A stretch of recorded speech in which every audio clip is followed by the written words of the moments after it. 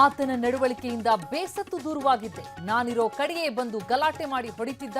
ಪಾಗಲ್ ಪ್ರೇಮಿ ನಾಗೇಂದ್ರ ವಿರುದ್ಧ ಯುವತಿ ದೂರು. ನಾವಿಬ್ಬರು ಊರಿಗೆ ಹೋಗಿ ಸಾಯೋಣ, ಬದುಕೋದು ಬೇಡ ಅಂತಿದ್ದ ನಾಗೇಂದ್ರ. ತನಿಖೆಯಲ್ಲಿ ಬಯಲಾಯಿತು ಸ್ಫೋಟಕ ಸತ್ಯ.